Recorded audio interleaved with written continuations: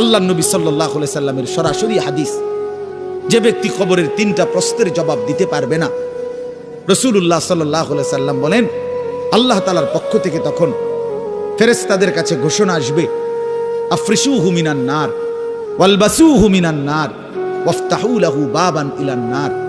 আমার এই নাফরমান বান্দার কবরে জাহান্নামের বিছানা বিছিয়ে দাও, জাহান্নামের পোশাক পরিয়ে দাও, আর জাহান্নাম বরাবর তার জন্য কবর থেকে দরজা খুলে দাও।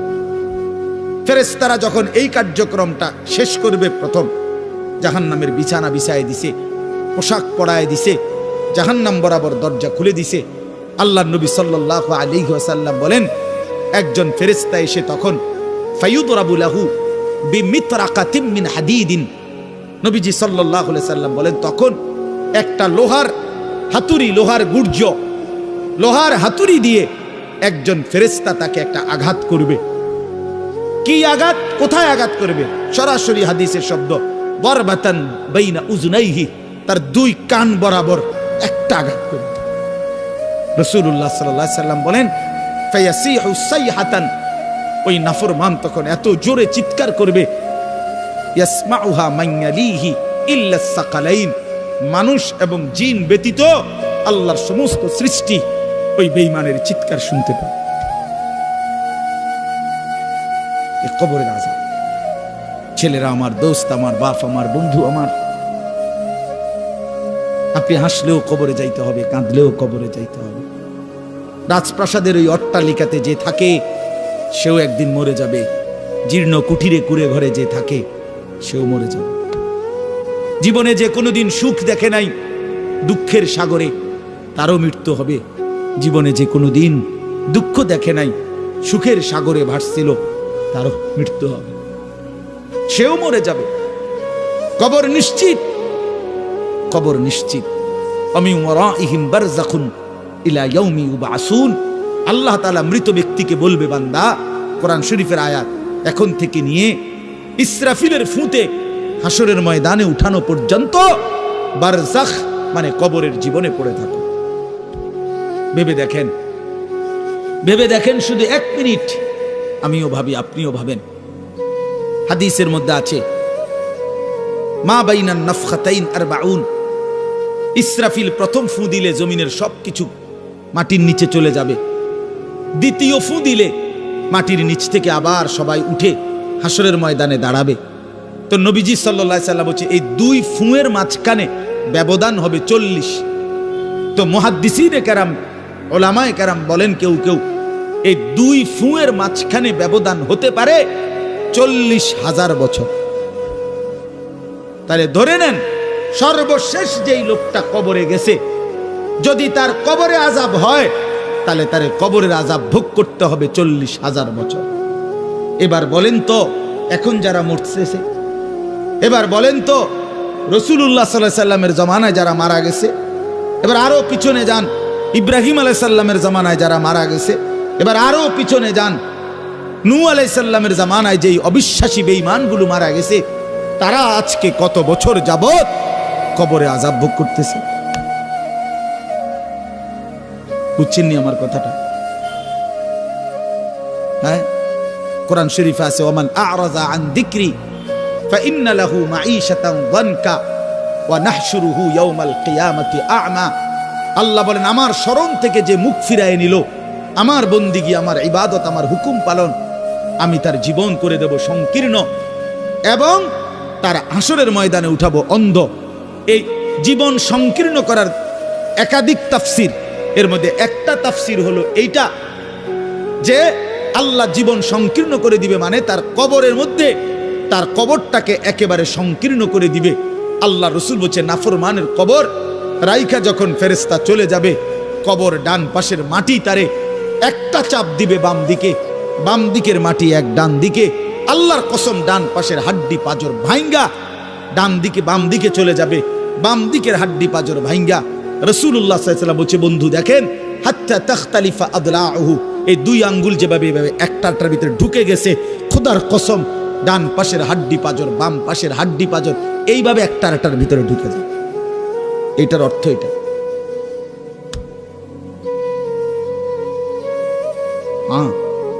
রাসূলুল্লাহ সাল্লাল্লাহু আলাইহি সাল্লাম একদিন হযরত বারা ইবনে আযিব রাদিয়াল্লাহু তাআলা আনহু থেকে বর্ণিত, নবীজি একদিন এক সাহাবীর জানাজা পড়তে গেছেন। জানাজা পড়তে গিয়ে খালি কবরের সামনে কিছুক্ষণ দাঁড়াইছেন। তখনও ওনারে কবরে রাখে নাই, জানাজাও পড়ায় নাই। নবীজি আগে গিয়া কবরটার সামনে দাঁড়াইছে। হযরত বারা ইবনে আযিব বলেন, আমরা নবীজির সাথে ছিলাম। আল্লাহর নবী সাল্লাল্লাহু আলাইহি সাল্লাম কবরের খালি এই কবরে দেখা অঝরে কাঁদতে শুরু করছে। আমরা সবাই সাহাবীরা নবীজির সাথে কাঁদতে শুরু করলাম। অনেকক্ষণ কাইদা নবীজি চোখের পানি মুইছা আজীব কথা বলছে নবী।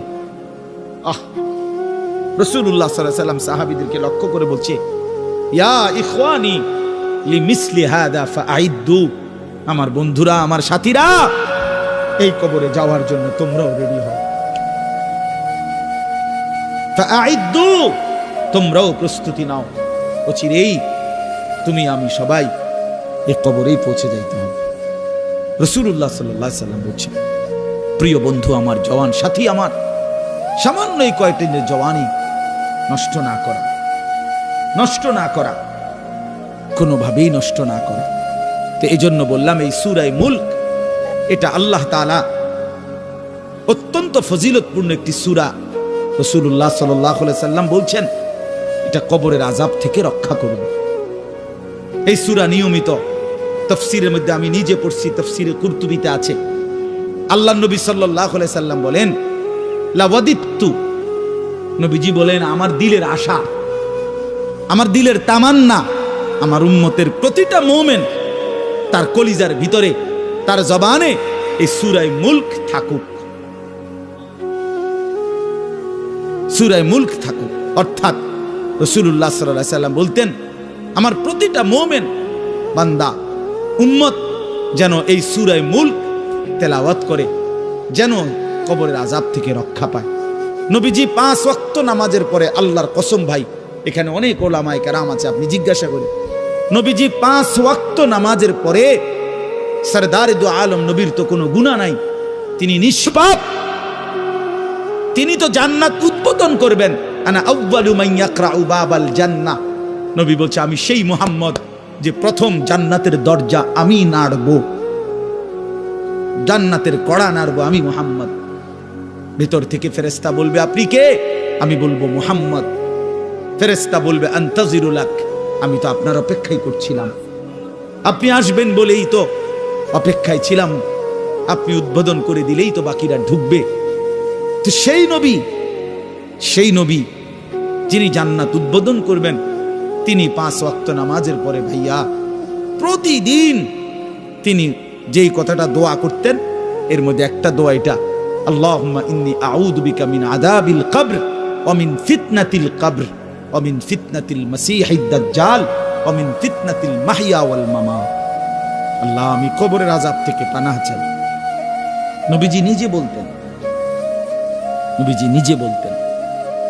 প্রিয় ভাই, বাবা আমার, চলেন সবাই নিয়ত করি, নিজেকে গুনাহ থেকে বাঁচানো দরকার, নিজের আল্লাহর নাফরমানি থেকে বাঁচানো দরকার। আল্লাহ তাআলা বলেন, ইন্নাল্লাযীনা ইয়াখশাউনা রাব্বাহুম বিল গায়ব, আমি আল্লাহকে না দেখে, আমার কথাগুলো আখিরাত সম্পর্কিত, এগুলোকে না দেখে যারা আমি আল্লাহকে ভয় করে, আখিরাতকে ভয় করে, জাহান্নামকে ভয় করে, কবরকে ভয় করে, আল্লাহ বলেন, তাফসীরের মধ্যে লিখছে, ভয় করে মানে হলো গুনাহ বর্জন করে। কোন ব্যক্তি আল্লাহকে ভয় করে, খোদার কসম, এই কথার অর্থ হলো গুনাহ ছেড়ে দেয়। যে গুনাহ ছেড়ে দেয় সে আল্লাহকে ভয় করে, যে আল্লাহকে ভয় করে সে গুনাহ ছেড়ে দেয়। কোন নাফরমান আল্লাহকে ভয় করে না, আল্লাহকে ভয় করলে গুনাহ করতে পারে না। বুঝেন নাই বাংলা কথাটা? এটা কাগজের এই পিঠ ও পিঠ, কাগজের এই পিঠ ওই পিঠ। এই পিঠে যদি লেখা আছে আল্লাহর ভয়, তো ওই পিঠে লেখা থাকবে গুনাহ বর্জন। যে গুনাহ ছেড়ে দেয় সে অটোমেটিকলি আল্লাহকে ভয় করে, যে আল্লাহকে ভয় করে সে গুনাহ বর্জন। এজন্য তাকওয়ার অর্থ আল্লাহর ভয়, এটার প্রথম অর্থ হইল গুনাহ বর্জন। মান খাশিয়ার রহমান, আল্লাহকে ভয়, এটার প্রথম অর্থ গুনাহ বর্জন, গুনাহ বর্জন। আমার শায়েখ আল্লামা মুফতি মুশতাকুন নবী সাহেব সব সময় চিল্লায় মাহফিলে, অনেক সময় হাজারি করে বলে যে বাপ গুনাহ আগুন, গুনাহ আগুন, গুনাহ আগুন। প্রতিটা গুনার পিঠে, ওই পিঠে আগুন আছে। নারীর প্রতিটা বেপর্দা দৃশ্যের মধ্যে খোদার কসম আগুন জ্বলে।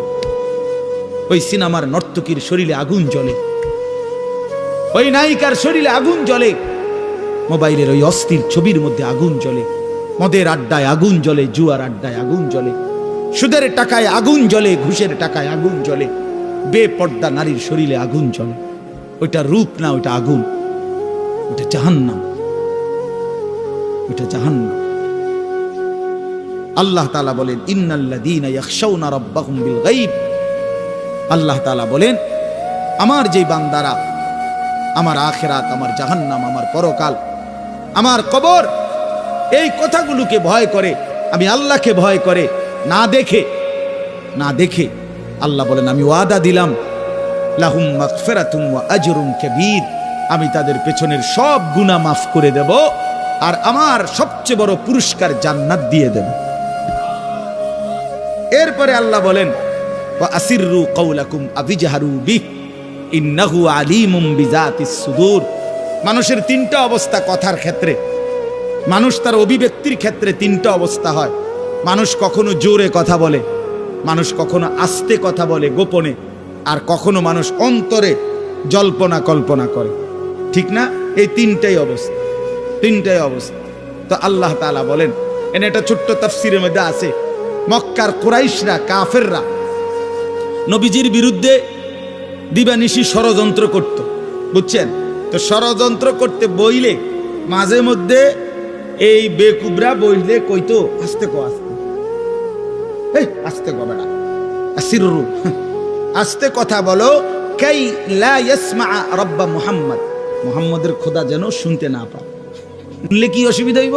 হেরাই বলতো শুনলে জিবরাইলের কাছে কইয়ে দিব, হে আবার মুহাম্মদের কাছে এসে কইয়ে দিব, একবারে ফেঁসে পড়বে। হ্যাঁ, তাফসীরের মধ্যে আছে। আল্লাহ তাআলা বলেন হায় হায় রে বেওকুফ, কি বললি, কি ভাবলি, আল্লাহরই চিনলি না, আল্লাহকেই চিনলি। হ্যাঁ, অনেক নওজোয়ান হ্যাঁ বেচারা ইয়ারফোন লাগাইলে মনে করে কেউ শোনে না, না ইয়ারফোন লাগাইলেছে আর কি, বুঝেন না? কানের মধ্যে দুইটা বল্টু লাগাইছে, খালাস, আর তো দুনিয়ার কেউ শুনে না। আরে না ফরমান, দুনিয়া কেউ শুনে না সেটা তো কথা না, আর শাজিমের মালিক তো শুনে। ওয়া আসিররু কাওলাকুম আবিজহারু বিহি, রব্বুল আলামিন বলেন তোমরা যদি আস্তে কথা বলো, আবিজহারু বিহি, যদি জোরেও কথা বলো, ইন্নাহু আলিমুম বিযাতিস সুদূর। আল্লাহ বলে শুধু এই দুইটা না বান্দা, আস্তে বলো, জোরে বলো, অথবা অন্তরের ভিতরে যা লুকায়িত করো, আমি আল্লাহ সবটাই পুরাপুরি জানি। এরপরে শেষ অসাধারণ একটা যুক্তি আল্লাহ দেখাইছে, এই শেষ কথা আমার, আলা ইয়ালামু মান খালাক, আজীব কথা। আল্লাহ বলে আচ্ছা বান্দা, তোমার আমি একটা কথা জিজ্ঞাই, তুমি আমার কথাটার উত্তর দাও। এর কথা কি তুমি বুঝো না যে আলা ইয়ালামু মান খালাকা, যে সৃষ্টি করলো, যে বানাইলো, তিনি জানবে না, তিনি বুঝবে না, তিনি শুনবে না, এটা তুমি কেমনে ভাবলা? তুমি কও, তোমার বিবেকে কি কও? এতটি ভাত খাইয়া বুঝিয়ে কথাটা বুঝলা না, এতদিন দুনিয়ার থাইকে বুঝিয়ে কথাটা বুঝলা না। আলা ইয়ালামু মান খালাক, এই তৃতীয় আয়াত। আল্লাহ বলেন যিনি সৃষ্টি করলেন তিনি জানবে না? যে কোম্পানি এটা বানাইছে সে জানে না এখান দিয়ে কথা বলে না, এখান দিয়ে কথা বলে? কথা বলেন না কেন? তো যিনি সৃষ্টি করলেন আল্লাহ, আমরা কি করছি না করছি তিনি আমাদের কথা জানবেন না? কথা বলেন না, বলেন না, শুনেন তিনি? আল্লাহ শুনেন কিনা, দেখেন কিনা, জানেন কিনা? ওহুয়াল লতীফুল খবীর। আল্লাহ বলেন তিনি সূক্ষ্ম থেকে সূক্ষ্ম, বিন্দু থেকে বিন্দু সেটাও জানেন। খবীর, পুরা সৃষ্টির খবর একসাথে তিনি পূর্ণ রাখেন, পূর্ণ রাখেন। এজন্য দোস্ত আমার, রাত 2টা বাজে, নওজোয়ান মনে করছে চারিদিকে কেউ জেগে নাই, সবাই ঘুমায় গেছে, এজন্য সে মোবাইলের উলঙ্গ ছবি দেখছে। আল্লাহ ডাক দিয়া বলে আনিস আমি আছি, মালিক ডাক দিয়া বলে, আলাম ইয়ালাম বিআন্নাল্লাহা ইয়ারা। তুমি কি এই ভেবেছ তুমি জানো না বান্দা, আমি যে সারাক্ষণ তোমাকে দেখি। আল্লাহ তাআলা রাতেও দেখে, দিনেও দেখে, একাকীও দেখে, প্রকাশ্যও দেখে, অন্ধকারেও দেখে, আলোতেও দেখে। সাত আসমানের উপরে কোনো ফেরেশতা হাঁটলেও মালিক দেখে, সাত তবক জমিনের নিচে কোনো পিঁপড়া হাঁটলেও মালিক দেখে। আটলান্টিক মহাসাগরের যে প্রাণী গভীর তলদেশে, আল্লাহ তাকেও দেখে। হিমালয়ের সুউচ্চ চূড়ায় যে প্রাণী, আল্লাহ তাকেও দেখে, তাকেও দেখে। ওয়ায়ালামু মা ফিল বাররি ওয়াল বাহর, জলে স্থলে যা আছে আল্লাহ বলেন সব তিনি জানেন। ওমা তাসকুতু মিন ওয়ারাকাতিন ইল্লা ইয়ালামুহা, একটা গাছের পাতাও যদি পড়ে আল্লাহ বলেন আমি তাও জানি। ওয়ালা হাব্বাতিন ফি যুলুমাতিল আরদ, মাটির তলদেশে যেই চারা দানা বীজ তোমরা রোপণ করছো, বপন করছো, আল্লাহ বলে কোন দানা কোন চারা আমি তাও জানি। ওয়ালা রাতবিন ওয়ালা ইয়াবিসিন, শুকনায় কি আছে ভিজাতে কি আছে আমি সব জানি। ইল্লা ফি কিতাবিম মুবিন, ওহ মালিক বলে শুধু জানি না রে বান্দা, আর আমি সব কিছু আমার তাকদীরে লৌহে মাহফুজের মধ্যে স্পষ্ট করে লিখে রাখছি, লিখে রাখছি, লিখে রেখেছি। অতএব বাপ আমার, বন্ধু আমার, দয়া করে মেহেরবানি করে এই মাহফিলগুলো আসলে আপনাদের কাছে কোনো 23 বছরের পুরা ইসলাম বুঝানো, একদিনে 1 ঘন্টা এটা না। অর্থ হলো বিবেকটা জাগানো, অনুভূতিটা একটু জাগানো, ঠিক না? একটু যেন মানসিকতাটা বাড়ে, একটু মানসিকতাটা যেন পারে। দুনিয়া ভুলেন, আখেরাত ফিকির করে, আখেরাতের ফিকির করে, আখেরাতের ফিকির করে। যুবক ভাই নিজের ক্ষতি করেন না, নওজোয়ান ভাই নিজের ক্ষতি করেন। আল্লাহর ওয়াস্তে ভাইয়া, চরিত্রহীনতার এই জিন্দেগি সুখ দেয় না। কোনো পাপী সুখে নাই, কোনো হারামখোর, কোনো মদখোর, কোনো গাঁজাখোর, ফুট্টাখোর, বাবাখোর, ডাইলখোর, ইয়াবাখোর, একটা নাফরমান সুখে নাই, সুখে নাই। কোন বেপরদা নারী সুখে নাই।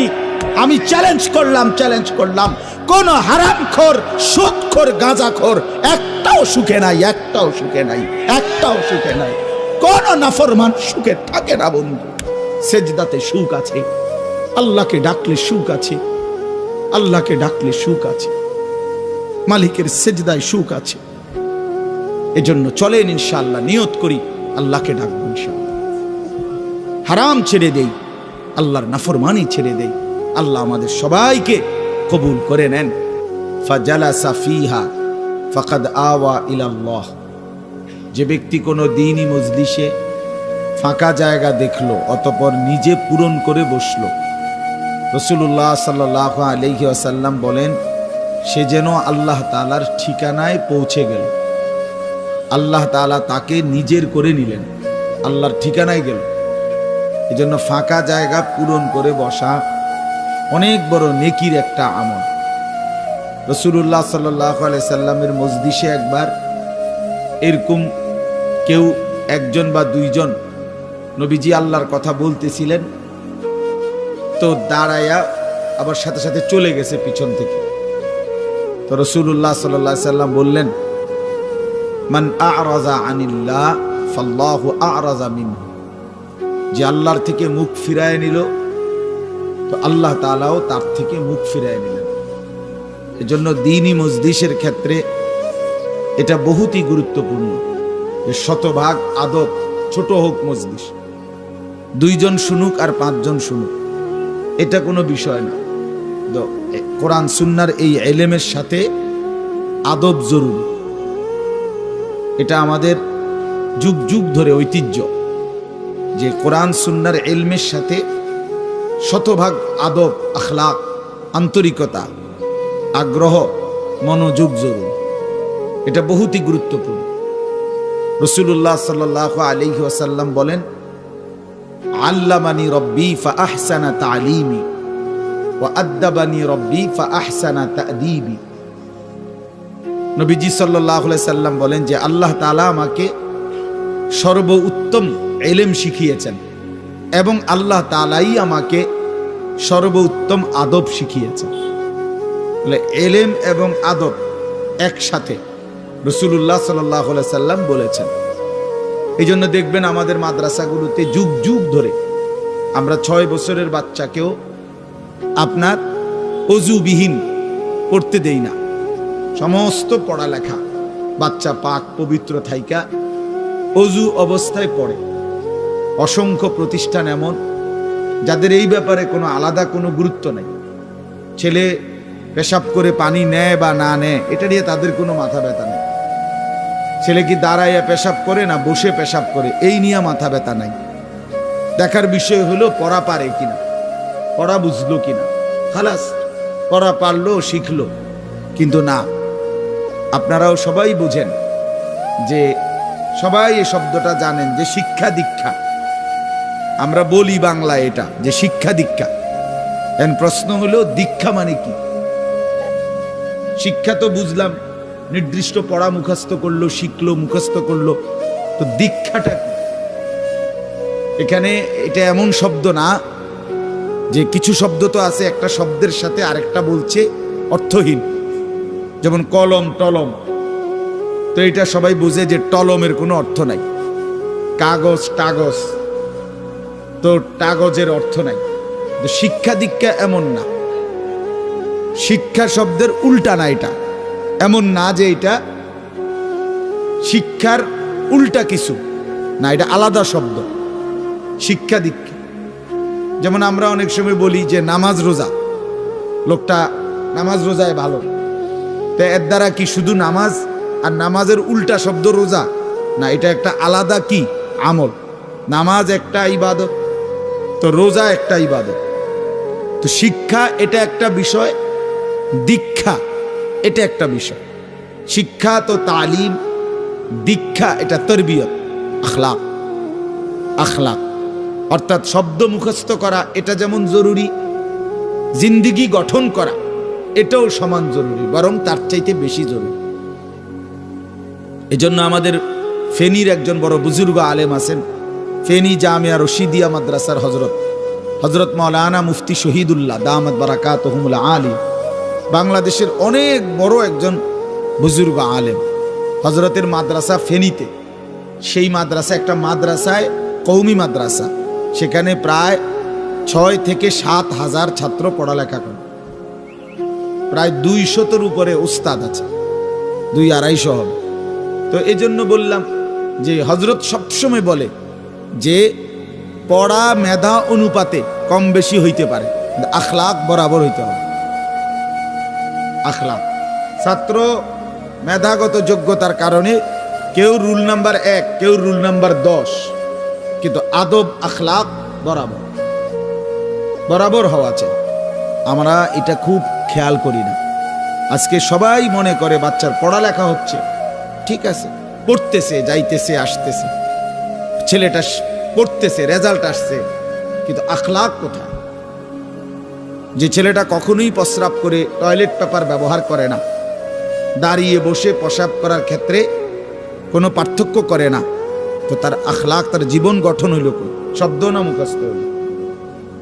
শব্দ না মুখস্থ হইল? যে ছেলেটা তার মোবাইলের মধ্যে রাত দিন নাচ গান ছবি জিনা ব্যভিচারের দৃশ্য অথবা শুধু শুধু অনর্থক মোবাইলটা টিপলো, তো পড়া তো মুখস্থ করলো, কিন্তু আখলাক কই হইল? আখলাক কই হইল? 3 বছরের বাচ্চার হাতে মোবাইল দিয়ে দিছে, 2 বছরের বাচ্চার হাতে অভিভাবক মোবাইল দিয়ে দিছে। মানে খামখেয়ালির এক জিন্দিগি। এক সন্তান গঠন কিভাবে করতে হয় মুসলমান তাও জানেন, তাও জানেন। বাচ্চাকে টেলিভিশনের হাতে তুলে দিছে, টেলিভিশন দেখে দেখে শেখো। বাচ্চাতে সমবয়সীদের হাতে তুলে দিছে যে সমবয়সী বন্ধুদের সাথে আড্ডা দিতে দিতে যা শেখো শেখো। এটা কখনোই কি না, নিয়ম না। রাসূলুল্লাহ সাল্লাল্লাহু আলাইহি ওয়াসাল্লাম বলছেন, কুল্লু মাউলুদিন ইউলাদু আলাল ফিতরা, প্রত্যেকটি মানব সন্তান আল্লাহকে মানার শতভাগ যোগ্যতা নিয়ে পৃথিবীতে ভূমিষ্ঠ হয়। কোরআন শরীফে আল্লাহ তাআলা বলছেন, ফিতরাতাল্লাহিল্লাতী ফাতারান নাসা আলাইহা, কোরআনের আয়াত। আল্লাহ তাআলা বলেন, দিন মানার পুরা যোগ্যতা দিয়েই আমি আল্লাহ মানুষকে সৃষ্টি করেছি। আল্লাহ তাআলা এমন একটি হুকুম করে নাই, এমন একটা বিষয় নিষেধ করে নাই যা পালন করার যোগ্যতা কিংবা বর্জন করার যোগ্যতা আল্লাহর বান্দার শরীরের মধ্যে নাই এমন কোনো বিধান নেই।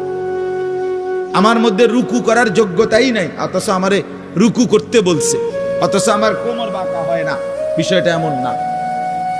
আমি সেজদাই দিতে পারি না, আমার হাঁটুও বাঁকা হয় না, কনুইও বাঁকা হয় না, কোমরও বাঁকা হয় না, অথচ আল্লাহ আমারে বললেন সেজদা দিতে। বিষয়টা কি এমন? কথা বুঝছেননি আমার কথা? আমারে বানাইলেন তাল গাছ, আমারে বলতেছেন সেজদা দিতে। এইটা বললে না জুলুম হইতো? এটা বললে না জুলুম হইতো? কিন্তু আল্লাহ তাআলা যতগুলো হুকুম করেছেন, যতগুলো নিষেধ করেছেন, প্রতিটা হুকুম পালন করা, প্রতিটা নিষেধ বর্জন করার 100 যোগ্যতা আল্লাহ তাআলা বান্দার শরীরের মধ্যে দিয়েছে। কোরআনুল কারীমের মধ্যে আছে, আল্লাহ তাআলা বলেন, বান্দা আমি তোমাকে বানিয়েছি নাবতালিহি, পরীক্ষা করার জন্য, আর পরীক্ষায় উত্তীর্ণ করার উপযোগী। ফাজআলনাহু সামিআন বাসীরা, আমি আল্লাহই তোমাকে শুনবার জন্য কান দিয়েছি, দেখবার জন্য চোখ দিয়েছি। তাফসীরের মধ্যে লিখছে, অর্থ হইল আমাকে মানবার পুরা যোগ্যতা সম্পূর্ণ শরীর দিয়েছি। ওযু, গোসল, নামাজ, রোজা, হালাল হারাম, পাক নাফাক সব কিছু বান্দা পালন করতে পারবে এমন যোগ্যতা দিয়ে তারে মানুষ বানাইছে। মানুষ হইবার পরে, মুসলমান হওয়ার পরে কেউ যদি বলে আল্লাহর এই হুকুম পালন করা আমার পক্ষে সম্ভব না, তাহলে এটা হইতে পারে তুমি ছাগল, মানুষ না। তুমি গরু ছাগল ছাড়া আর কিছু না, তুমি মূলত হাইওয়ান। ইনসান হইলে পারতা,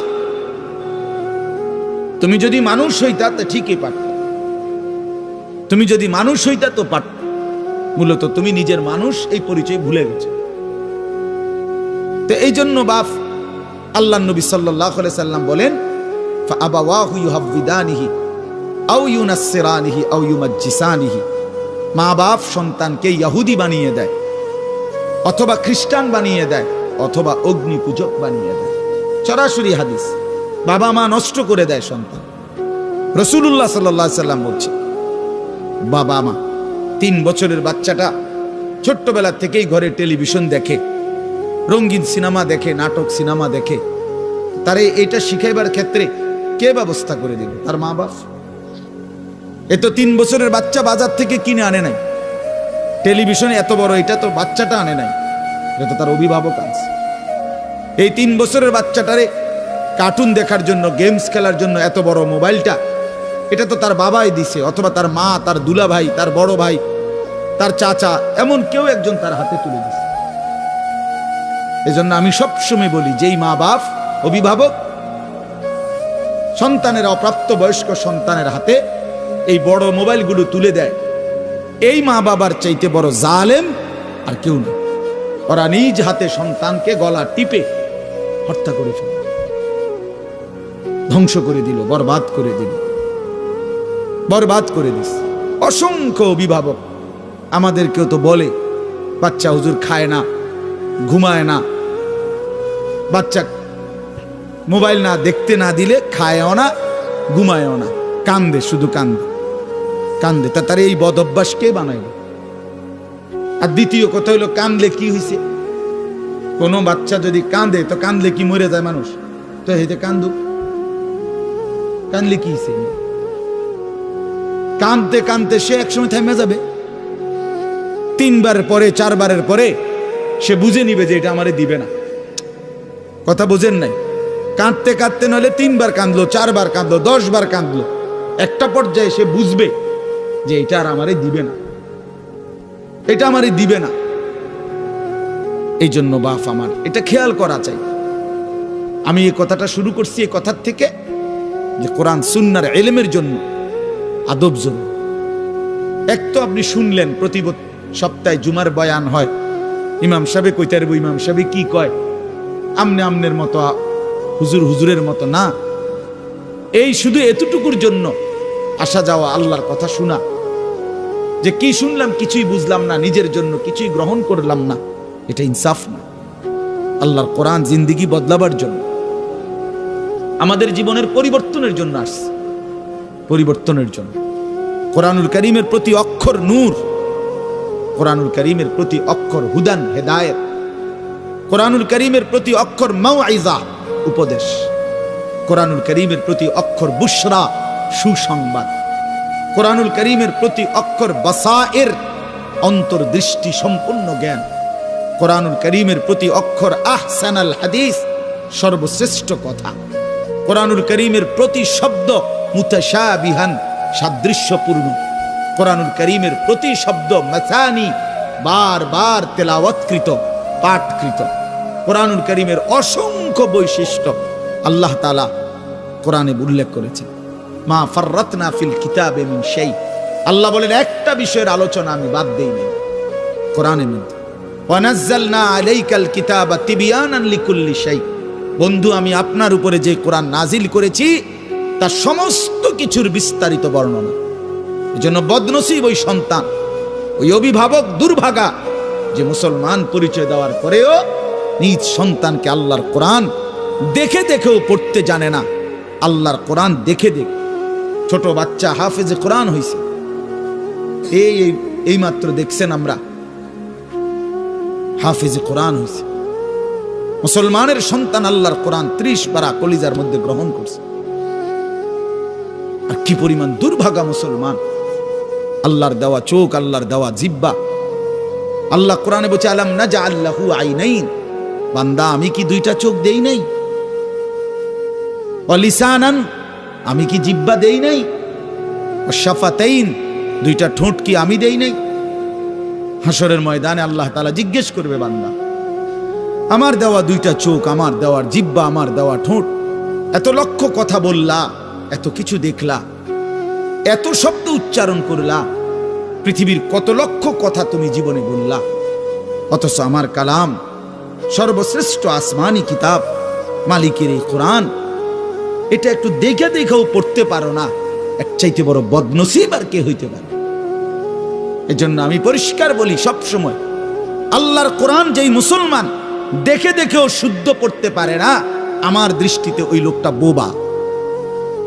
আপনি বোবা, মূলত দোস্ত তুমি বোবা। বাকি কথাগুলো না বললেও চলতো,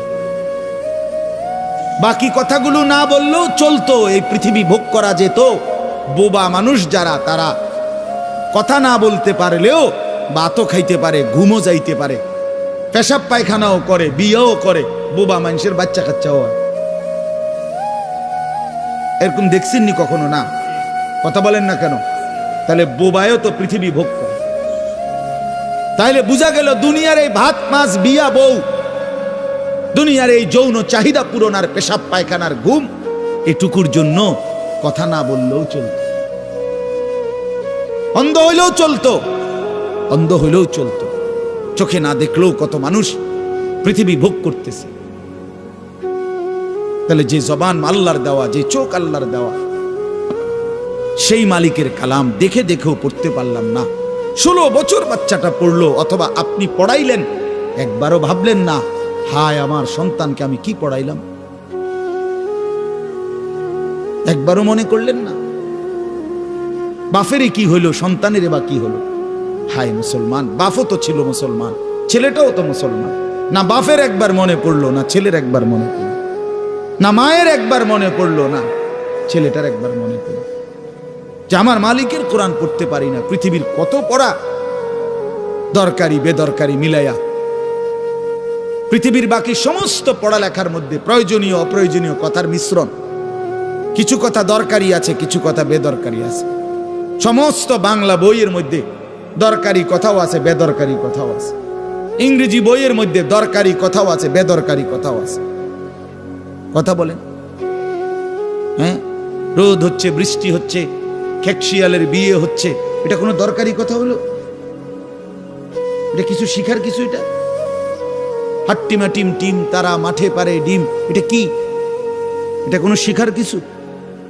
হ্যাঁ, আগডুম বাগডুম ঘোড়া ডুম সাজে, আগডুম কি বাগডুম কি? তার বাপের 14 গোষ্ঠী কইতে পারবো নি আগডুম কি? যে লিখছে এটা অনর্থক কথা। 2 little black birds sitting on a wall, one called Peter, one called Paul. দুইটা কাউয়া একটা ওয়ালের মধ্যে বসছে, একটা কাউয়ার নাম হলো পিটার আর একটা কাউয়ার নাম হলো পল। এই হলো কবিতার অর্থ। এটা কি শিখছে ছেলেটা? এখানে কি শিখা?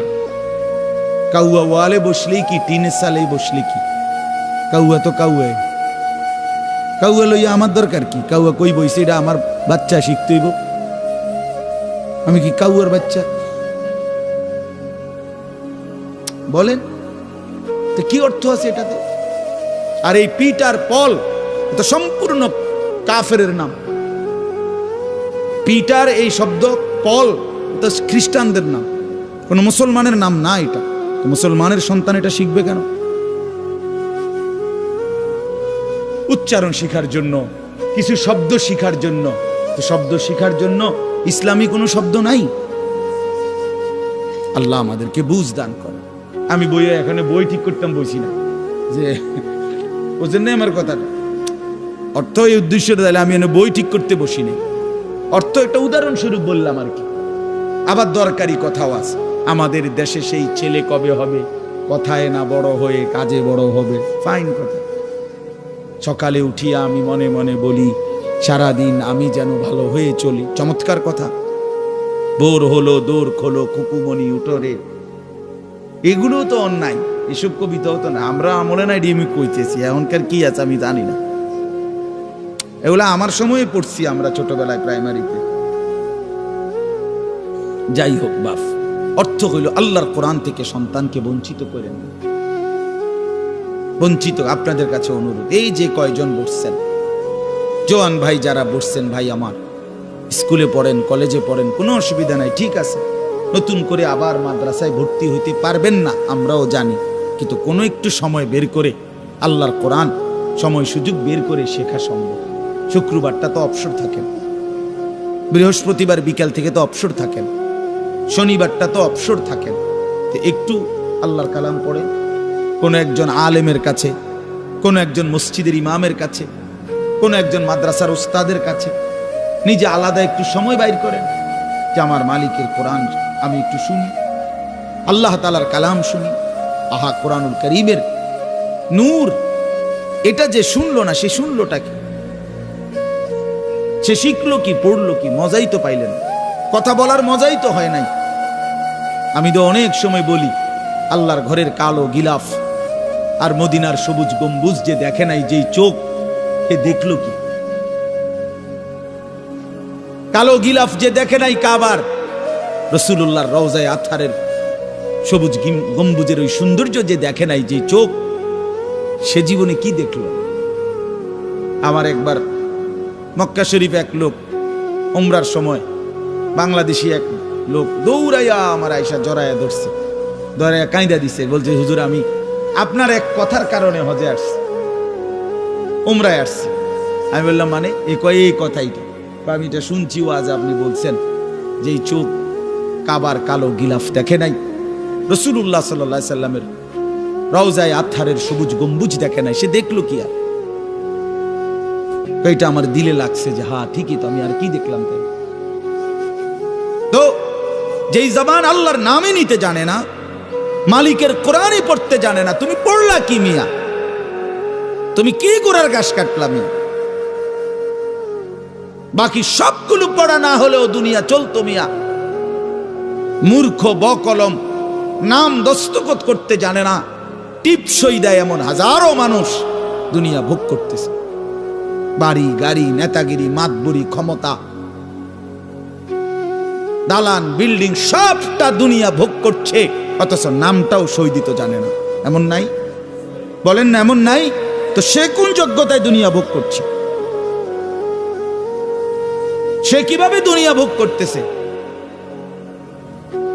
যদি বলেন সে সমাজে তার কোনো মান সম্মানে, আরে না মিয়া, বহুত নেতাদের মাতবর সমাজের, সে তো মূর্খ, টাকার জোরে ক্ষমতা দেখাচ্ছে, এমন মানুষ নাই? তো তাইলে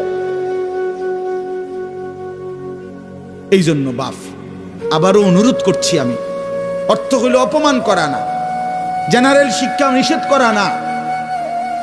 আমি তো কুমিল্লা ভিক্টোরিয়া কলেজ থেকে মাস্টার্স পাস করছি, সায়েন্স বিজ্ঞান বিভাগ থেকে দাখিল পাস করছি। এর মানে এটা বাদ দিতে বলতেছি না, বাদ তো আমি দিছি না, বাদ আপনি দিছেন। কথা বুঝেন নাই? বাদ আপনি দিছেন, আল্লাহর কোরআন বাদ দিছেন। রাসূলুল্লাহ সাল্লাল্লাহু আলাইহি সাল্লামের সুন্নাহ বাদ দিয়েছেন। এতগুলো পড়ছেন, ধন্যবাদ আপনাকে, এটা পড়লেন না কেন?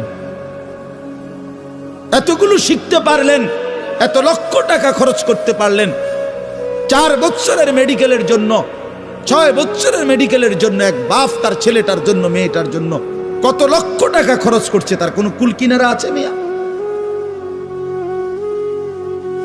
তো আপনি পড়ান, কোনো অসুবিধা নাই, কিন্তু আপনি আপনার বাচ্চাটাকে আল্লাহর কোরআন থেকে বঞ্চিত করলেন কেন? নামাজ থেকে বঞ্চিত করলেন কেন? 2টা সূরা পড়তে জানে না, একটা আত্তাহিয়াতু শুদ্ধ করে বলতে পারে না, একটা দোয়ায়ে কুনুত পড়তে জানে না। একজন মুসলমান বেটা, 40 বছর বয়স, লজ্জা থাকা উচিত বেটা, ওই বেটা শরম থাকা উচিত বেটা। কার জমিন খাইতেছ, কার আসমান ভোগ করছো, কার দুনিয়া ভোগ করতেছ? এত বড় মালিকের আসমান ও জমিন ভোগ করে সেই মালিকের সেজদাটাও ঠিক মতো দিতে জানে না, সেই মালিকের নামটাও পড়তে পারে না। এর চাইতে লজ্জার কি হইতে পারে বলেন বাবা? অপমান কি হইতে পারে?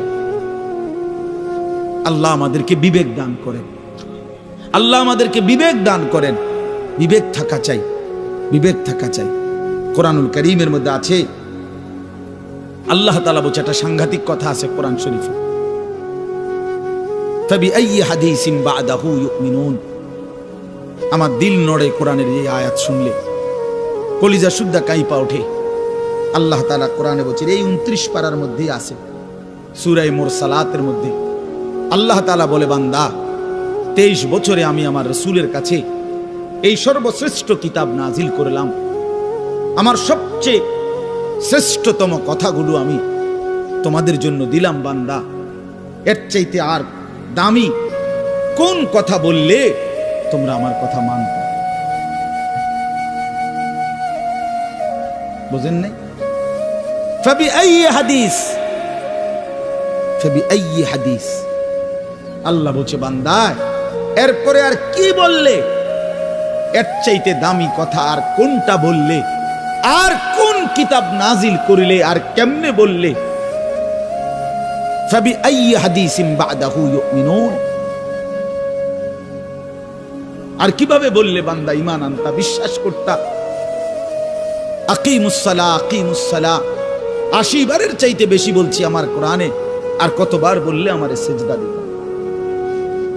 ইত্তাকুল্লাহ, ইত্তাকুল্লাহ বারবার বলেছি, আল্লাহকে ভয় করো, আর কতবার বললে বান্দা আমারে ভয় করতা? কতবার বলছি? আল্লাহ বলবেন।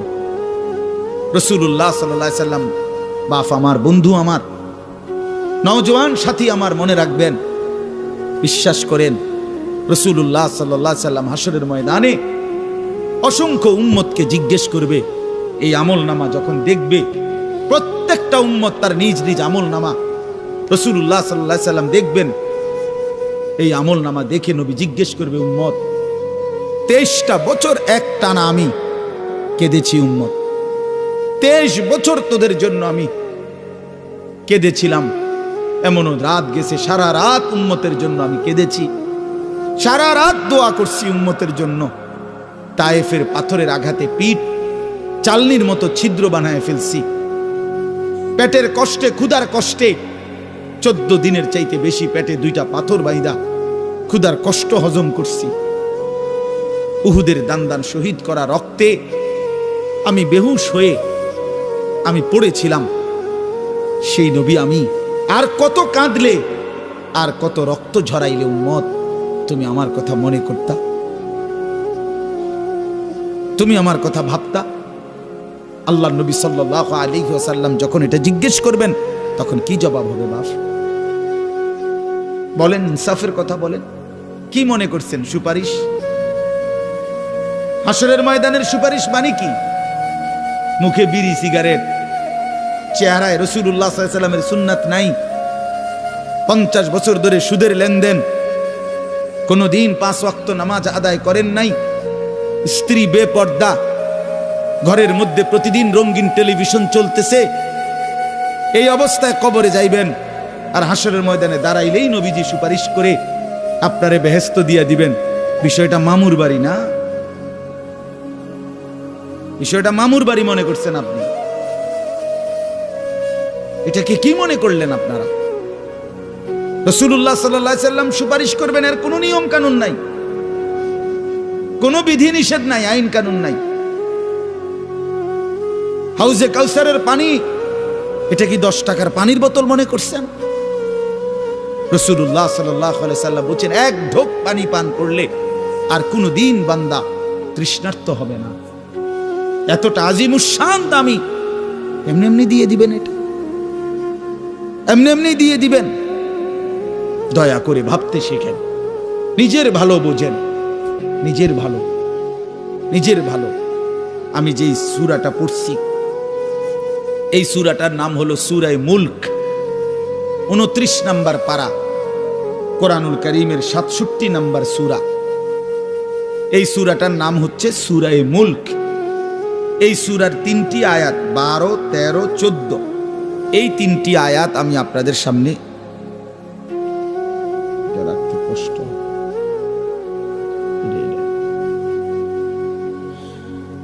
এই 3টি আয়াত আমি তেলাওয়াত করছি। এই আর অল্প একটু সময়ের মধ্যে আমি আপনাদের সামনে এই 3টা আয়াতকে সামনে রেখে কয়েকটা আর কথা বলতে চাই। প্রথম কথা, আপনারা রাগ হইয়েন না আমার, আমি আপনাদেরই অঞ্চলের মানুষ, এখন আপনারাও আমার, আমিও আপনাদের। আল্লাহর কোরআন শিখেন। আমার কথা হলে আমি বলি না যে সবাই সব জেনারেল পড়া বন্ধ করে দেন, অর্থ হলে আপনি একটু সময় বাইর করেন। কথা, যারা চাকরি করেন, ব্যবসা করেন, বুড়া মানুষেরও অনেক বয়স্ক লোক কইলে হুজুর না আর কইয়া লাভ নাই, এই বয়সও নাই, বিড়ি খাই না বয়স আছে। হ্যাঁ মাশাআল্লাহ, বিড়ি খাইতে কইলে চা দোয়ানে গপ মারুন না, বয়স ঠিকই রয়েছে অন। হ্যাঁ, এখনো টেলিভিশন 3 ঘন্টা চাইতে কইলে মাশাআল্লাহ কাকুর শরীরে বল আছে। মানুষের বেডির নাচ দেখবো, এতে কোনো লজ্জা শরম নাই।